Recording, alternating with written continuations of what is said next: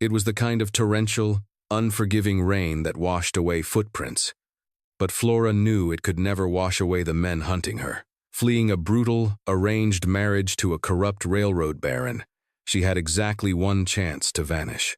Shivering in the mud of a Street Joseph staging ground, she spotted the canvas top of the wagon she had paid to smuggle her west. Heart hammering against her ribs, she hauled herself into the dark, burying herself beneath rough burlap sacks. When dawn broke and the canvas finally peeled back, she wasn't staring at the kindly farmer she expected. Instead, she was looking down the barrel of a Colt .45, held by a rugged, scarred stranger.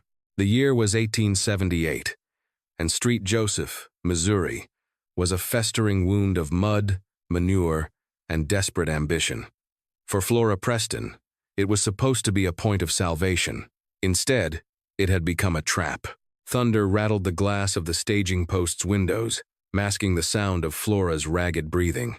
She huddled behind a stack of rotting whiskey barrels, the heavy velvet of her emerald evening gown, a mocking remnant of the engagement party she had just fled, soaked through and caked in sludge. She clutched a small leather satchel containing nothing but 3 gold coins, a stolen hunting knife, and a faded tintype photograph of her late mother. Somewhere in the blinding sheet of rain, she could hear the heavy, booted footsteps of Indigo Montgomery's men. Check the stables. She couldn't have gone far in that dress. The voice belonged to Jedediah Boone, Indigo's chief enforcer, a man known for taking scalps and asking questions later. Indigo Montgomery was a man who owned senators, sheriffs, and soon, he intended to own Flora. The marriage contract was a thinly veiled business transaction to secure her father's sprawling ranch land in Texas, and Indigo had made it violently clear that Flora's compliance was mandatory, not requested. Panic seized her throat. The farmer, a man named Miller who she had bribed to hide her in his wagon bound for Colorado, was supposed to be parked near the blacksmith. She strained her eyes through the deluge and saw it a heavy Studebaker wagon with a patched canvas roof, hitched to a team of massive draft horses. Without thinking, Flora bolted. She slipped in the mud, tearing the lace of her dress, but scrambled up, driven by pure terror. Reaching the back of the wagon, she undid the leather ties with numb, shaking fingers, hoisted herself over the tailgate, and plunged into the pitch-black interior. The air inside smelled of roasted coffee beans, oiled leather, and wet canvas. She crawled frantically over heavy wooden crates and sacks of grain, finally wedging herself into a narrow gap between a massive trunk and the wagon's side. As the wagon suddenly lurched forward, Flora squeezed her eyes shut. The unyielding wooden floor battered her bruised ribs with every rut in the road, but the rhythmic rocking eventually overpowered her adrenaline. Exhaustion, heavy and absolute, pulled her into a restless, nightmare-plagued sleep. When she woke, the world was blindingly bright. The heavy rain had ceased, replaced by the suffocating heat of the mid-morning sun beating down on the canvas roof. The wagon had stopped. Flora groaned softly, her body aching, and tried to push herself up. Suddenly, the canvas flaps at the rear of the wagon were ripped violently apart. Blinding sunlight flooded the cramped space, and before Flora's eyes could even adjust, she heard the unmistakable, terrifying click of a revolver's hammer being pulled back. "Give me one good reason." A deep, gravelly voice rumbled. "Why I shouldn't put a bullet in you for trying to steal my freight." Flora froze, her breath hitching. As her vision cleared, she found herself staring not at the elderly, balding Farmer Miller, but at a man who looked like he had been carved directly from the unforgiving frontier. He was tall, broad-shouldered, clad in a faded blue shirt and a leather vest coated in trail dust. A worn Stetson shadowed his face, but she could see piercing, ice-blue eyes and a harsh, square jaw lined with dark stubble. A jagged scar ran from his left cheekbone down to his jawline. He held the Colt .45 with a steady, casual lethality. I'm not a thief," Flora stammered, raising her trembling hands. "Please. I thought this was Mr. Miller's wagon. I paid him to take me to Colorado." The stranger's eyes swept over her. He took in the ruined, mud-caked emerald velvet dress, the disheveled auburn hair plastered to her face, and the sheer, unadulterated terror in her wide green eyes. He didn't lower the gun, but his finger eased slightly off the trigger. Miller's wagon broke an axle outside the livery before the storm even hit, the man said slowly. You're in the wagon of Wyatt Callahan, and Wyatt Callahan hauls freight, not runaway debutantes. Flora's heart plummeted into her stomach. You have to let me stay. If I go back, they'll kill me. Or worse, I have money. I can pay you. Wyatt stared at her for a long, agonizing moment. The silence was broken only by the snorting of the draft horses up front and the distant cry of a red-tailed hawk. He saw the bruises blooming on her wrists, finger marks, large and cruel. He recognized the look of a hunted animal. He had seen it in the mirror enough times. With a slow, deliberate motion, Wyatt uncocked the revolver and slipped it seamlessly back into the holster at his hip. A slow, bemused smirk touched the corner of his lips, softening the harsh lines of his face just a fraction. Lady, Wyatt said, shaking his head as he reached out a calloused hand to help her up from the floorboards. You just climbed aboard a wagon hauling munitions and blasting powder into hostile territory. He chuckled, a dry, raspy sound. Best wrong turn you ever made. Wyatt Callahan was not a man who invited complications. For the past 3 years, his life had been a masterclass in isolation. He hauled dangerous cargo that other freighters refused to touch: dynamite, heavy machinery, payroll lockboxes across the most treacherous stretches of the plains. It paid well, and more importantly, it kept him far away from Texas and far away from the law. Now, he had a wealthy runaway sitting on a crate of Winchester rifles, shivering despite the rising Kansas heat. You got a name, or should I just call you Trouble? Wyatt asked, tossing her a heavy wool blanket from his own bedroll. He remained at the rear of the wagon, his posture relaxed but his eyes scanning the horizon behind them. Flora, she said, wrapping the scratchy blanket around her ruined silk dress. Flora Preston. Well, Flora Preston, Wyatt said, climbing onto the driver's bench and picking up the reins. I don't know who you pissed off in street, Joe, but we're about to cross the Missouri River Ferry. If anyone is looking for you, that's the choke point. Keep your head down. The journey to the ferry crossing was agonizingly slow. The mud from the previous night's storm sucked at the heavy wagon wheels. Inside the dark, suffocating canvas, Flora felt every jolt. She peered through a small tear in the fabric. The landscape was flattening out, the dense trees giving way to rolling plains of tall grass. When the wagon finally ground to a halt, Flora heard the low murmur of voices. She held her breath. Callahan, a voice called out. It wasn't the ferry operator. It was sharp, authoritative, and laced with arrogance. Flora's blood ran cold. She knew that voice. It was Jedediah Boone. Indigo's men had ridden hard through the night and beaten them to the crossing. Boone, Wyatt replied, his tone dangerously flat. What brings Indigo Montgomery's lapdogs out to the mud flats? You lose a scent? Watch your mouth, freighter, Boone snapped. Flora heard the sound of leather creaking, as if Boone was leaning closer from his saddle. We're looking for a woman. Red hair, green dress, stole something very valuable from Mr. Montgomery. Is that right? Wyatt's voice was utterly devoid of tension. Well, unless she's hiding inside a crate of mining picks, I haven't seen her. I left Street Joe before sunrise. Just me and the draft team. Mind if I take a look? Boone asked. It wasn't a request. Flora heard the crunch of Boone's boots dismounting into the gravel. Inside the wagon, Flora panicked. There was nowhere to hide. The cargo was packed tight.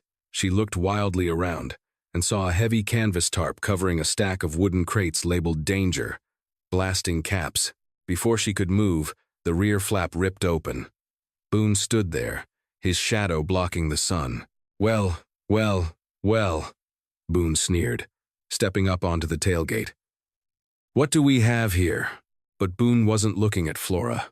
He was looking straight down the barrel of a Winchester rifle, held steady by Wyatt, who had slipped around the side of the wagon with terrifying speed. You step foot in my wagon without a warrant, Boone, and I'll drop you right here in the mud, Wyatt said, his voice dropping an octave, carrying a lethal promise.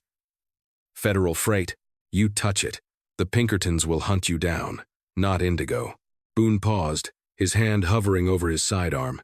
He glanced at the blasting cap's label, then back at Wyatt's unblinking eyes. The tension was thick enough to choke on.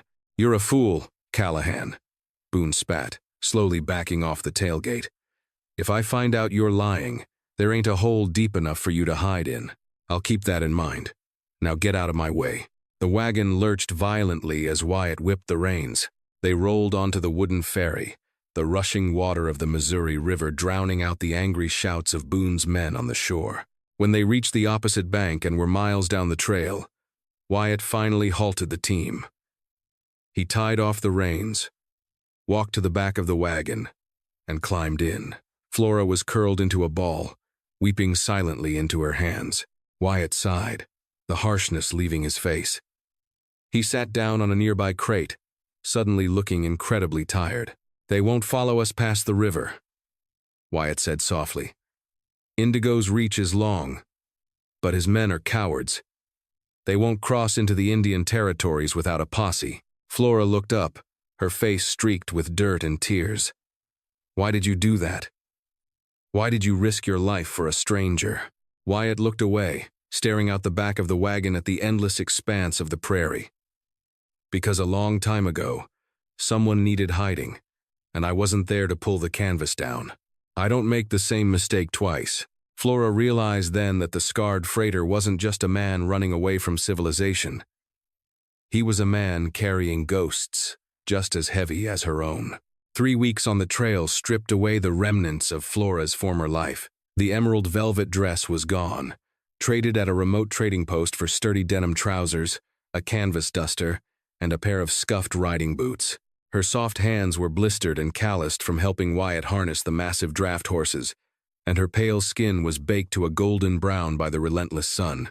They established a rhythm, a silent, synchronized dance of survival. Wyatt was a man of infuriatingly few words, but his actions spoke volumes. He taught her how to build a smokeless fire using dried buffalo chips, how to shoot a Henry repeating rifle, and how to read the subtle shifts in the wind that signaled an approaching dust storm. In return, Flora cooked. Or, at least, she tried. "I think the beans are supposed to be softer than gravel, Abby." Wyatt deadpanned one evening, poking at the black, charred mess in the cast-iron skillet with his hunting knife. They were camped in a deep, secluded slot canyon in the shadow of the imposing Sangre de Cristo Mountains. The firelight flickered across the red rock walls, casting long, dancing shadows. Flora sighed in exasperation, tossing a rag at him. "If you don't like it, you can cook your own dinner, Mr. Callahan. I was raised with French chefs, not campfire griddles." Wyatt chuckled, a rare sound that made the corners of his eyes crinkle. He caught the rag effortlessly. "I'll remember that next time you try to poison me. Sit down. I'll salvage it." As Wyatt took over the skillet, expertly adding water and salt pork to soften the disaster, Flora watched him. The firelight softened his harsh features, illuminating the deep scar on his cheek. The silence between them had evolved from tense to comfortable, but tonight, the weight of her secrets felt too heavy to bear. "Indigo Montgomery," Flora said suddenly, the name tasting like ash in her mouth. Wyatt paused, his wooden spoon hovering over the skillet. He didn't look up, but his shoulders tensed. "What about him? You knew his name when Boone stopped us at the river," she said, pulling her knees to her chest. "You didn't ask who he was. You knew." Wyatt slowly stirred the beans. "Every man west of the Mississippi who hauls freight or lays track knows Indigo Montgomery. He's a snake in a silk suit, buys up land rights for pennies by starving out the ranchers, then sells it to the Union Pacific at a premium. He killed my father," Flora said, her voice cracking. The truth hung in the air, raw and bleeding. Everyone said it was a riding accident. But my father was an expert horseman. He refused to sell our ranch in the Texas Panhandle to Indigo. 3 days later, he was found at the bottom of a ravine. A week after the funeral, Indigo presented a forged contract, stating, My father had promised my hand in marriage to settle a fabricated debt. Wyatt set the spoon down. He finally looked at her, his ice-blue eyes reflecting the flames. The casual detachment he usually wore was entirely gone, replaced by a cold, terrifying fury. I tried to fight it, she whispered, a tear slipping down her dusty cheek. But the sheriff, the judge, they all work for Indigo. He cornered me the night of the engagement party. He told me that once we were married, he would institutionalize my younger sister, Sadie, if I didn't sign the deed over to him completely. That's why I ran. I had to get to Denver to find a federal marshal, to find someone he couldn't buy. Silence stretched between them, thick and heavy. A coyote howled in the distance. A lonely, mournful sound. "He won't stop looking for you," Wyatt said, his voice deathly quiet. "I know," Flora replied, wiping her eyes fiercely. "And I know I've put you in danger. When we reach the next settlement, I'll leave. I won't drag you into this." "You aren't going anywhere," Wyatt growled, standing up abruptly. The sudden aggression startled her. He paced to the edge of the firelight, staring out into the darkness of the canyon. "Wyatt, you don't understand." "I understand perfectly, Flora," he snapped, turning back to face her. The shadows deepened the scar on his face, making him look wild and dangerous. "You think you're the only one who has lost something to Indigo Montgomery?" Flora froze. "What do you mean?" Wyatt took a deep breath, running a hand over his face, as if physically trying to wipe away a memory. 3 years ago, I was a Texas Ranger, captain in the Frontier Battalion. My younger brother, Thomas, was a local sheriff in a town called Red River, a town Indigo wanted for a rail hub. Flora gasped softly, the pieces suddenly falling into place. Thomas wouldn't play ball. "He arrested 2 of Indigo's men for extortion," Wyatt continued, his voice devoid of emotion, a man recounting a nightmare he knew by heart. "So, Indigo set him up, framed Thomas for the murder of a federal land surveyor. The evidence was planted flawlessly. I couldn't prove it." Wyatt stepped closer, the firelight catching the utter devastation in his eyes. "To save Thomas from the hangman's noose, I made a deal. I took the fall. I confessed to tampering with evidence to protect my brother. I was stripped of my badge, dishonorably discharged, and thrown in a military prison for a year. By the time I got out, Thomas was dead, shot in an alley by unknown assailants." Flora stood up, bridging the gap between them. Without thinking, she reached out and placed her hand gently over his scarred cheek. Wyatt flinched slightly at the contact, unaccustomed to gentleness, but he didn't pull away. "You didn't take a wrong turn, Flora," Wyatt whispered, looking down at her. The space between them suddenly crackling with an undeniable, electric pull. "I took this route because Indigo Montgomery has a secret payroll train moving through Colorado next month. I'm going to rob it. I'm going to burn his empire to the ground." Before Flora could process the sheer magnitude of his confession, the sound of loose rocks clattering at the entrance of the canyon shattered the moment. Wyatt instantly pushed her behind him, his Colt, .45 drawn and leveled at the darkness in a fraction of a second. A figure stepped into the edge of the firelight, hands raised in mock surrender. It was an older man with a silver star pinned to a dusty leather vest, flanked by 3 men holding rifles. "Well, I'll be damned," the older man drawled, spitting a stream of tobacco juice into the dirt. The telegraph wires said a renegade freighter was hauling a stolen bride, but they didn't mention the freighter was the disgraced Captain Wyatt Callahan. The man stepped fully into the light, a cruel smile twisting his lips. "Long time no see, Wyatt. Indigo sends his regards." The canyon suddenly felt no wider than a coffin. Wyatt stood rigidly in front of Flora, his body shielding hers from the 4 armed men blocking the only exit. The older man with the silver star took another step forward, his boots crunching loudly against the loose shale.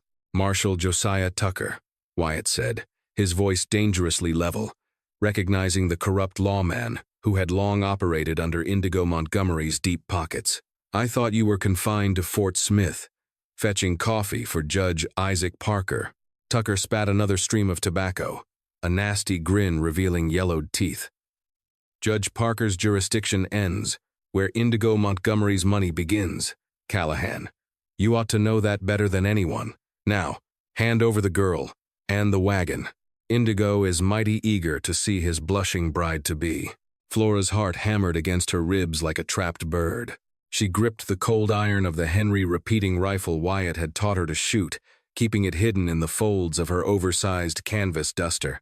"The girl isn't going anywhere, Tucker," Wyatt replied, his thumb slowly pulling back the hammer of his Colt. 45. The metallic click echoed off the canyon walls. "And if you want this wagon, you're going to have to haul it out over my dead body. That can be arranged." Tucker sneered, raising his hand to signal his deputies. Time seemed to fracture. Before Tucker could drop his hand, Flora stepped out from behind Wyatt. She didn't aim. She just leveled the Henry rifle from her hip and squeezed the trigger. The deafening crack of the rifle shot shattered the night. The bullet missed Tucker but struck the rocks right beside his head, showering his face with razor-sharp stone fragments. Tucker screamed, dropping to his knees, his hands clutching his bleeding cheek. Chaos erupted. Wyatt didn't hesitate. He fired twice, dropping the deputy on the far left, then grabbed Flora by the waist, diving behind the massive, iron-rimmed rear wheel of the Studebaker wagon just as a hail of lead tore through the campfire. Sparks and burning embers exploded into the air, raining down like hellfire. "I thought I told you to stay behind me." Wyatt roared over the deafening gunfire, rapidly reloading his cylinder. "You were outnumbered," Flora shouted back, her hands shaking so violently she nearly dropped the rifle. "I'm not letting another man die for me." Bullets chewed into the heavy wood of the wagon above them. Wyatt looked at the crates of blasting caps and dynamite stacked inside. A reckless, desperate plan formed in his mind. "Abby." Wyatt grabbed her shoulders, his piercing blue eyes locking onto hers. "I need you to run to the draft horses. Cut the traces, but leave their halters on. When I yell, you ride Goliath and lead Samson out of the back of the canyon. There's a goat trail up the ridge. What about you? What about the wagon?" "I'm giving Marshal Tucker his wagon," Wyatt said, a dark, feral smile crossing his face. He pressed a small matchbox into her hand. "Go. Now." Flora scrambled through the dirt, keeping her head low as she crawled beneath the wagon toward the terrified draft horses. She pulled her stolen hunting knife, sawing frantically at the thick leather harnesses. Behind her, she saw Wyatt grab a stick of dynamite from a loose crate. He struck a match against the heel of his boot, touched it to the short fuse, and hurled it toward the campfire where Tucker's remaining men were taking cover. "Fire in the hole," Wyatt bellowed. "Run," Tucker screamed. Flora hauled herself onto the broad back of the massive Clydesdale, just as the earth heaved. The explosion was catastrophic. The shockwave knocked the breath from her lungs and sent a terrifying fireball rolling up the canyon walls. The explosion ignited the remaining blasting caps in the wagon, blowing the heavy Studebaker to splinters and collapsing the narrow canyon entrance in a thunderous avalanche of red rock and dust. Through the choking cloud of smoke and debris, Wyatt emerged, coughing and covered in dirt. He vaulted onto the second horse, grabbing the lead rope. "Hold on," he yelled, kicking the draft horse into a heavy, thundering gallop up the steep, treacherous ridge trail. They rode hard through the night, putting miles of jagged wilderness between themselves and the collapsed canyon. When the sun finally began to bleed over the horizon, painting the sky in bruised shades of purple and orange, Wyatt pulled the exhausted horses to a halt near a shallow creek. He slid off his horse and staggered, catching himself against a cottonwood tree. It was then Flora saw the dark, wet stain spreading across the left shoulder of his canvas duster. "Wyatt, you're hit," she cried, tumbling off her horse and rushing to his side. "It's just a graze," he grunted, though his face was pale, lined with pain and exhaustion. Flora ignored his protests. She forced him to sit against the tree, gently peeling back the blood-soaked fabric. The bullet had torn through the meat of his shoulder, missing the bone but leaving a nasty, bleeding trench. Tearing a strip of relatively clean cloth from the hem of her under-camise, she knelt in the dirt between his knees, her hands working quickly to clean and bind the wound. Wyatt watched her, his breath ragged. The pampered, terrified heiress who had stumbled into his wagon a month ago was gone. In her place was a woman forged in fire, dirt-streaked, courageous, and breathtakingly beautiful. "You saved my life back there," Wyatt said softly, his voice barely audible over the babbling creek. Flora paused, looking up from his bandaged shoulder.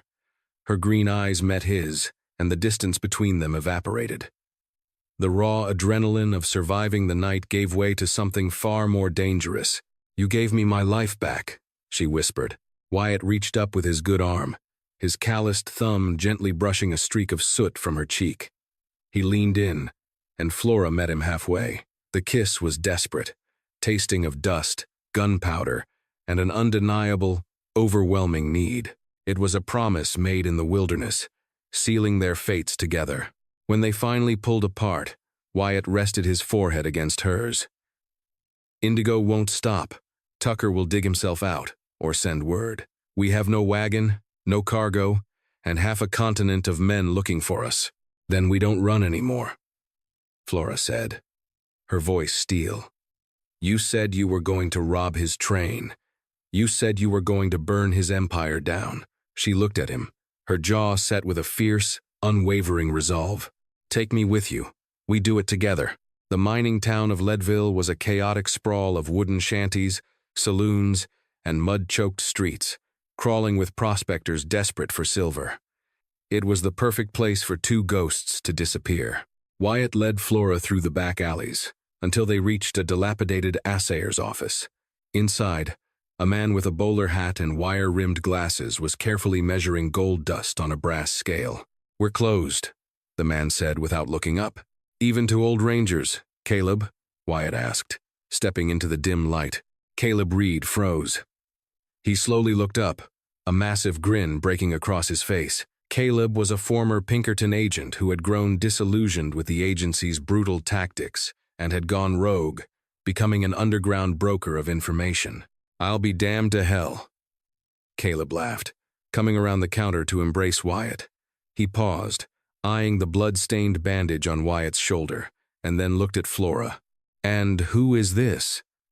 "The telegraphs are singing about a runaway bride and a dead marshal in a canyon. Rumors are exaggerated. Tucker is likely still breathing, unfortunately," Wyatt said, pulling up a chair. "Caleb, this is Flora." "Flora, Caleb, he's going to help us rob the Colorado Express." Caleb whistled low, walking over to a dusty chalkboard and pulling down a heavy canvas map. "You don't start small, do you, Callahan? The Express is Indigo Montgomery's personal vault on wheels. He moves his payroll and land deeds in it once a quarter." "I know," Wyatt said. "I need the route, the stops, and the guard rotation." Caleb sighed, tapping a point on the map. "It leaves Denver on Friday. It's carrying a Mosler safe bolted to the floor of a custom luxury car built by George Pullman himself. The walls of that car are reinforced with quarter-inch boilerplate. You can't blow it without killing everyone inside, and you can't drill it." "And the guards?" Wyatt asked. 6 men with repeating rifles on the roof, 4 inside the car. Plus, word on the wire is Indigo Montgomery is on the train himself, overseeing a massive cash transfer to buy out the entire valley. Wyatt's jaw tightened, the scar on his cheek paled. Indigo was there, the man who had orchestrated his brother's murder. "It's a suicide mission, Wyatt," Caleb warned softly. "Even if you get on the train, you can't get into that Pullman car. The doors lock from the inside with a heavy iron crossbar. The only way in is if they open it for you." "I can get us in," Flora spoke up. Both men turned to look at her. Flora walked over to the map, tracing the rail line with her finger. "Indigo is arrogant. He likes to show off his wealth. During our engagement, he brought me to his study. He showed me the blueprints for that Pullman car. He bragged about the security." She turned back to Wyatt, her eyes shining with a dangerous intellect. "The car has a ventilation hatch on the roof, designed to release cigar smoke. It's small, meant for a dog, but I can fit through it. I drop in. I unbar the door from the inside and let you in." Wyatt shook his head immediately. "No, absolutely not. You are not dropping into a locked room with 4 armed guards and Indigo Montgomery. Wyatt, it's the only way, Flora insisted, stepping into his space, forcing him to look at her. He killed my father. He ruined your life. This isn't just your fight anymore. I know the layout of that car. I know where the safe is. You need me. A heavy silence filled the assayer's office. Caleb watched them, his eyes darting between the hardened freighter and the determined woman. Finally, Wyatt let out a harsh breath, running a hand through his dark, dusty hair. If we do this, you follow my lead exactly. If things go sideways, you run. You don't look back. Deal, Flora said. For the next 3 days, they planned meticulously.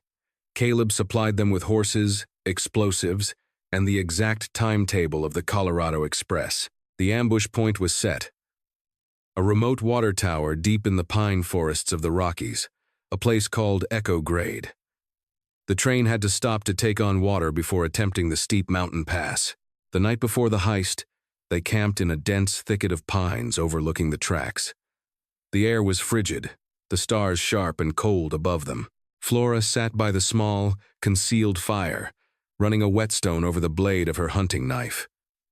Wyatt sat across from her, cleaning his Colt. .45, with methodical precision. Are you scared? Wyatt asked, not looking up from his gun. Terrified, Flora admitted honestly. She looked at him, the man who had become her protector, her partner, and something dangerously close to her heart. But I'm more scared of what happens if we don't stop him. Wyatt holstered his weapon and moved around the fire, sitting closely beside her. He wrapped his heavy duster around her shoulders, pulling her against his side. Flora rested her head on his good shoulder, listening to the steady, reassuring thrum of his heartbeat. When this is over, Wyatt said, his voice a low rumble in the darkness. When Indigo is broken and the money is gone, what then? Flora looked up at him, the firelight dancing in her eyes. I hear California is nice this time of year. Good place for a retired freighter and a bankrupt heiress to start over. Wyatt smiled, a genuine, unguarded expression that made her breath catch. He leaned down and kissed her, slow and deep, a silent vow exchanged in the shadow of the mountains. California it is, he whispered. But as the first light of dawn broke over the jagged peaks, the distant, mournful wail of a steam whistle echoed through the valley. The Colorado Express was coming, and hell was coming with it. The ground began to thrum with a rhythmic, mechanical heartbeat long before the Colorado Express came into view. From their vantage point above Echo Grade, Wyatt and Flora watched the black plume of coal smoke rise above the pines like a funeral shroud. Remember, Wyatt whispered, his hand resting on the hilt of his holster. The water tower is the only chance. Once that engine starts pulling, there's no catching it. The massive steam locomotive, a Baldwin 440, screeched to a halt under the towering wooden reservoir. Steam hissed from its pistons, enveloping the tracks in a white fog. As the firemen swung the heavy spout out to begin the refill, Wyatt signaled. They didn't use horses for the approach. The sound of hooves would give them away. They slid down the embankment like shadows. While the guards on the roof were distracted by the water intake, Wyatt expertly knocked out the rear brakeman with the butt of his revolver. Go, Wyatt mouthed. Flora scrambled up the iron ladder of the luxury Pullman car. Her heart was a drum in her ears, nearly deafening her. She reached the roof, staying flat against the cold metal. The 6 guards were positioned near the front of the train, laughing as they shared a tin of coffee. She found the brass-trimmed ventilation hatch. It was smaller than it looked in the blueprints. She shed her heavy canvas duster, leaving her in a thin cotton shirt and trousers. Squeezing her eyes shut, she exhaled all the air from her lungs and wriggled into the narrow chute. The air inside the vent was hot and smelled of stale tobacco and expensive grease. She slid down an inch at a time, her skin scraping against the metal. Below her, she heard the clink of crystal glass and a voice that made her skin crawl. The union expects a payout by Tuesday, Indigo Montgomery drawled. If they don't get it, we start burning the worker camps. Fear is a much cheaper commodity than loyalty. Flora reached the end of the vent. She was staring directly down into the opulence of the car mahogany paneling, velvet curtains, and 4 guards standing by the doors with Winchester rifles. Indigo sat in a plush armchair, swirling a glass of amber liquid. She waited until the train groaned, the water intake finished.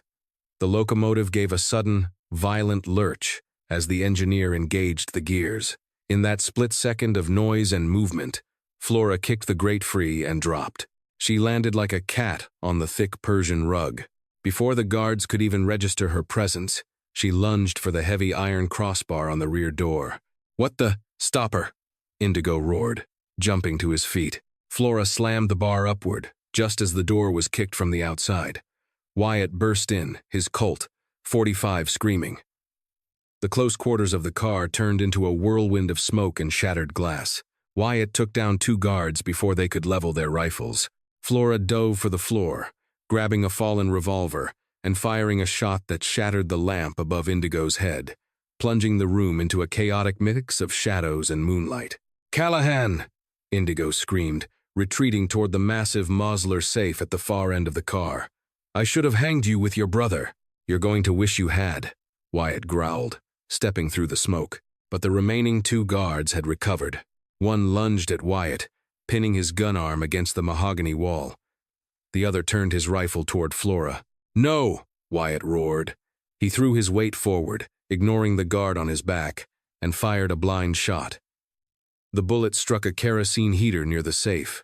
A sheet of flame erupted, separating the car in 2. The bullet from Wyatt's Colt shattered the ornate, brass-plated kerosene heater bolted to the mahogany wall, and hell was instantly unchained inside the moving luxury car.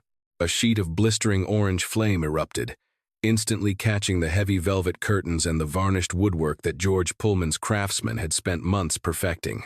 The opulent private car, a symbol of Indigo Montgomery's untouchable wealth and corruption, was transformed in a matter of seconds into a roaring, suffocating furnace. The deafening roar of the fire competed with the rhythmic, relentless pounding of the train's iron wheels on the tracks, creating a cacophony that rattled the bones. Thick, acrid black smoke rapidly filled the upper half of the cabin, stinging Flora's eyes and burning her lungs. She dropped low to the floor, coughing violently, her hands pressing into the thick, hand-woven Persian rug that was already beginning to singe beneath her. Through the shifting veil of smoke, the fight raged on. The guard who had pinned Wyatt to the wall was a massive, scarred brute, wielding a heavy Bowie knife. Wyatt, operating on the pure, cold instincts forged during his years as a Texas Ranger, didn't panic. As the man lunged, driving the blade downward, Wyatt twisted his torso violently. The blade sank deep into the expensive wood paneling, inches from Wyatt's ear. Capitalizing on the miss, Wyatt drove his knee upward into the guard's stomach with bone-crushing force, following it immediately with a brutal pistol whip across the man's temple. The guard crumpled to the floor, motionless, but there was no time to breathe. The second surviving guard had recovered his Winchester repeating rifle and was bringing it to bear on Wyatt's back. "Wyatt!" Flora screamed, her voice tearing through the smoke. She didn't freeze. The pampered heiress who had cowered in the mud of Street Joseph was dead, burned away by weeks on the unforgiving trail. Flora scrambled forward on her hands and knees, grabbing the heavy, shattered brass base of the ruined kerosene lamp. As the guard aimed his rifle, Flora swung the jagged piece of brass upward with every ounce of strength she possessed, striking him directly in the kneecap. The man howled in agony, his shot going wild and shattering one of the thick glass windows. The sudden influx of rushing night air fed the fire, causing the flames to surge violently toward the ceiling. Wyatt spun around, his Colt leveling in a fraction of a second, and fired once. The guard collapsed, slumping against the burning wall. At the far end of the car, seemingly oblivious to the inferno consuming his sanctuary, stood Indigo Montgomery. He was frantically spinning the heavy brass dial of the massive Mosler safe, bolted to the floorboards. His usually pristine silk suit was stained with soot, and the heat had blistered his skin, but his eyes were wide with a manic, terrifying greed. He wasn't trying to escape. He was trying to save the paper empire locked inside. "Indigo!" Wyatt roared, stepping over the fallen guards. He ignored the flames licking at the hem of his canvas duster. He kept his revolver aimed squarely at the Baron's chest. "It's over. Step away from the vault." Indigo frantically pulled the heavy iron lever, popping the safe door open. He began stuffing stacks of bearer bonds and thick, wax-sealed land deeds into a leather satchel. He looked up, his face contorted in a mask of pure, venomous hatred. "You think you've won, Callahan?" Indigo spat, his voice cracking from the smoke. "Do you have any idea who I'm in business with? These deeds represent a monopoly over the entire valley. Jay Gould himself is waiting for these contracts in San Francisco. You destroy this, and men far more powerful than me will hunt you to the ends of the earth. I don't give a damn about Jay Gould, and I don't give a damn about your railroad," Wyatt said, his voice dropping to a low, lethal gravel that cut through the roaring fire. He stepped closer, the heat blistering his own skin. "This is for Thomas. This is for the brother you hung in a dusty Texas alley to line your pockets." The sheer weight of the karma settling upon him seemed to briefly register in Indigo's eyes. He looked around the burning car, realizing for the first time that his money couldn't buy a bucket of water, let alone his salvation. "I built civilization out of the dirt," Indigo screamed, his arrogance refusing to die. "I am the future of this country. You are just a stray dog with a badge they took away." With a sudden, desperate movement, Indigo dropped the satchel and pulled a hidden, double-barreled Remington Derringer from his waistcoat pocket. He aimed it right at Wyatt's face. But karma, it seemed, had a different instrument of delivery. Flora had crawled through the blinding smoke, flanking the safe. As Indigo leveled his weapon, she rose up beside him. She wrapped her hands around the heavy, braided velvet bell pull, the cord used to summon the porters, which was tipped with a solid, 2-pound brass weight.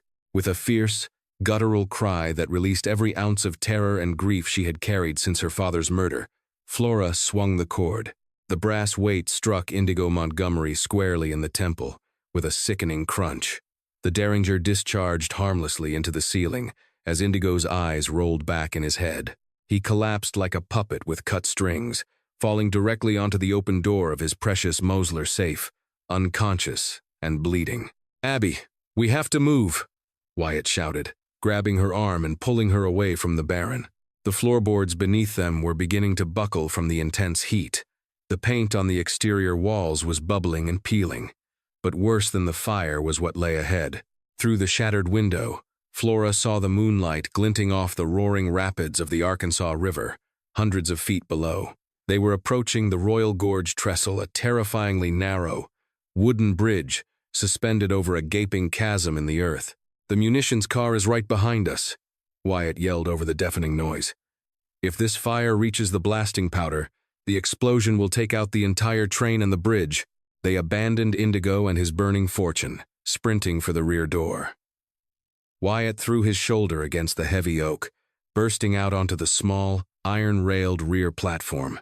The sudden blast of freezing mountain air was a shock to their lungs, but it provided a momentary reprieve from the smoke. "We have to uncouple it," Flora cried, leaning over the railing and pointing down at the heavy iron linkage connecting the burning luxury car to the rest of the train. It was a newer Janney automatic coupler, a massive iron knuckle locking the cars together. Wyatt dropped to his stomach on the metal grating, the wind whipping his dark hair wildly. He reached down, his hands wrapping around the heavy iron cut lever. He pulled with all his might, the muscles in his back and wounded shoulder screaming in protest. "It won't give," Wyatt shouted, his teeth gritted in agony. "The heat from the fire has warped the locking pin. It's jammed." The train roared out of the rock cut and onto the Royal Gorge Trestle. The sound changed instantly from a dull roar to a terrifying, hollow echoing as the heavy iron wheels hit the suspended wooden tracks. The bridge groaned and swayed under the immense weight of the locomotive and the trailing cars. Down below, the river looked like a thin ribbon of silver in the black abyss. "Let me help!" Flora dropped to the grating beside him. She ignored the searing heat radiating from the metal underbelly of the car. She placed her bruised, blistered hands over Wyatt's. "On 3, Wyatt commanded, his blue eyes locking onto hers, finding the same unyielding stubbornness, that had kept them alive this long. 1, 2, 3. Together, they threw their combined weight backward, pulling the lever with the desperation of the damned.